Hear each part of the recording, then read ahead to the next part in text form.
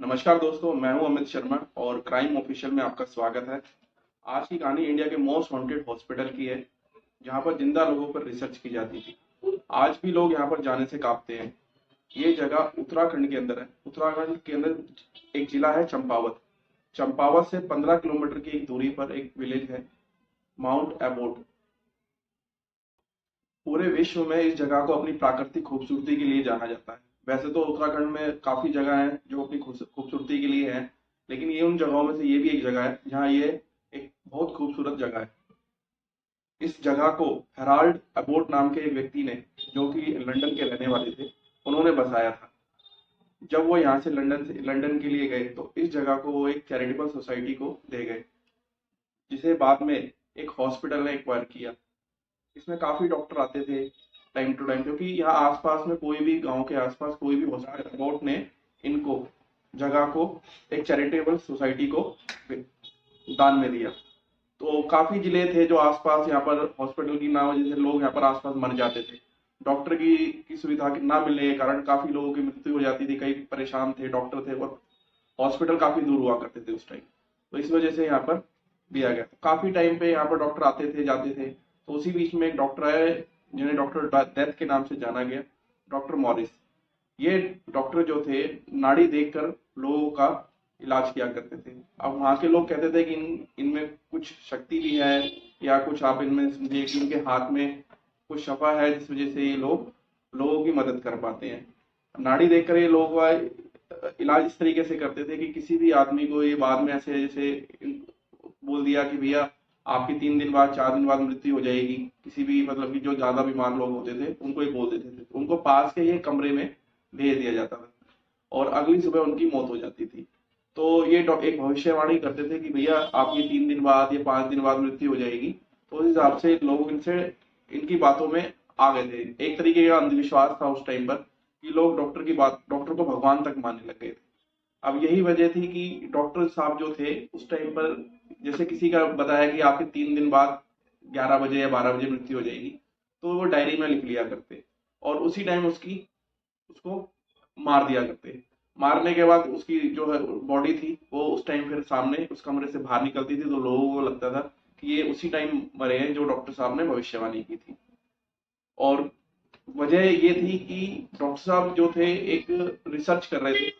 Research के अंदर ये देखते थे कैसे आदमी का दिमाग सोचता है। हर आदमी पे एक जैसा दिमाग होने के बाद भी अलग अलग कैसे सोचता है, और दिल कैसे धड़कता है, और दिल धड़कना अगर रुक जाए तो आदमी पे क्या उस पर इफेक्ट पड़ता है, और कैसे रुकने के बाद आदमी की मृत्यु होती है।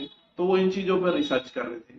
रिसर्च के दौरान वो लोगों को बेहोशी का इंजेक्शन लगाते, और उनका जो है उनके वाइफ की भी डेथ इसी जगह पर हो गई थी। उनका एक बेटा था, उसकी भी डेथ इसी जगह पर हो गई थी। तो पास में ही कब्रिस्तान में उनको एक दफना दिया गया था। यहाँ पर एक चर्च भी है और एक कब्रिस्तान भी है, जहाँ पे 10-12 कब्रें हैं आज भी।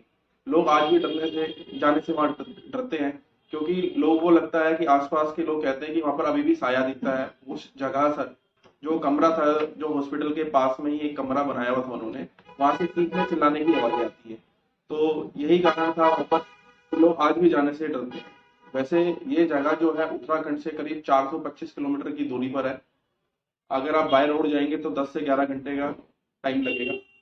अगर आप यहाँ जाते हैं तो अपना एक एक्सपीरियंस जरूर हमें शेयर करें।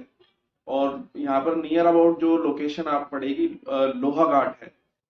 उत्तराखंड के अंदर लोहा घाट पड़ती है। लोहा घाट से भी ये 9 किलोमीटर पास में ये विलेज है। और इस विलेज के अंदर अभी भी लोगों का मानना यही है कि यहाँ पर रात को नहीं जाना चाहिए। और माहौल उस टाइम कुछ और हुआ करता था, आज भी कुछ और है। लेकिन डर की कोई परिभाषा नहीं होती है, डर हमेशा वही रहता है। और अंधविश्वास के कारण वहां पर काफी लोगों की मृत्यु हुई। तो करीब करीब आंकड़ा माना जाए तो 100 से ज्यादा लोगों की डॉक्टर साहब ने मृत्यु कर दी थी। इसीलिए डॉक्टर डेथ के नाम से उनको जाना जाता है। अब वहां के जो लोग थे, वो डॉक्टर के पास जब वो भविष्यवाणी ज्यादा करने लगे तो लोग वहां जाने से डरने भी लगे थे, कि उनको लगता था कहीं डॉक्टर साहब हमें भी ना बोल दे कि आपकी भाई 3 दिन 5 दिन बाद मृत्यु हो जाएगी। तो आसपास के जो लोग, पहले जो जिले में हॉस्पिटल ना होने के कारण उस जिले में वहां पर चंपावत जिले के माउंट एबोट में आते थे। तो इस वजह से लोग ये देखने लगे कि भैया हम जाएंगे तो कहीं हमारी भी मृत्यु ना हो जाए। तो लोगों में थोड़ा डर भी था वहां पर, और कुछ लोग उनको भगवान भी मानते थे। लेकिन ये थ्योरी आज तक नहीं पता लगी कि उन्होंने टोटल कितने आदमियों की वहां पर मृत्यु हुई। अंदाजा एक 100 आदमियों का है। और एक ये दिल्ली के डॉक्टर थे जिन्होंने उनकी मृत्यु के बाद ये रिसर्च, जो उनका कमरा था उनमें उन्होंने देखा कि क्या हो रहा है क्या नहीं हो रहा है, तो काफी खुलासे हुए उसके बाद। आज के टाइम में तो अगर देखा जाए तो ये चीज पॉसिबल नहीं है इतनी, क्योंकि अब जो है टेक्नोलॉजी अलग है, उस टाइम पर कोई और थी। अब सवाल होते हैं कि भाई इतना कैसे मृत्यु हो रही है, उस टाइम पर कोई इतना केस पे ध्यान भी नहीं दिया, क्योंकि लोग उन्हें भगवान मानने लगे थे, इसलिए उन पे ध्यान भी नहीं दिया। तो डॉक्टर मॉरिस जो थे, डॉक्टर डेथ के नाम से मशहूर हैं। आज भी इतने लोगों को इतना मारना डॉक्टर के से बहुत कम है। क्राइम तो दुनिया में बहुत हुई, लेकिन डॉक्टर के हाथ क्राइम ये पहला मामला था उस टाइम पर, सदी के अंदर, कि 100 से ज्यादा लोगों की मृत्यु हुई। और एक डॉक्टर की पागलपन कहें या सनकीपन कहें, उस वजह से डॉक्टर साहब ने इतने लोगों की मृत्यु कर दी। तो कहानी आपको कैसे लगी, कमेंट शेयर में हमारे को जरूर बताइएगा। इस चैनल को लाइक करें, शेयर करें, और कमेंट सेक्शन में हमें बताना कि आपको ये कहानी कैसी लगी। और अगर आप यहाँ जाते हैं तो हमें जरूर एक्सपीरियंस शेयर करना कि आपको यहाँ पर कैसा लगा, यहाँ की खूबसूरती कैसी थी। तो थैंक यू। मिलते हैं अगली कहानी में। Thank you.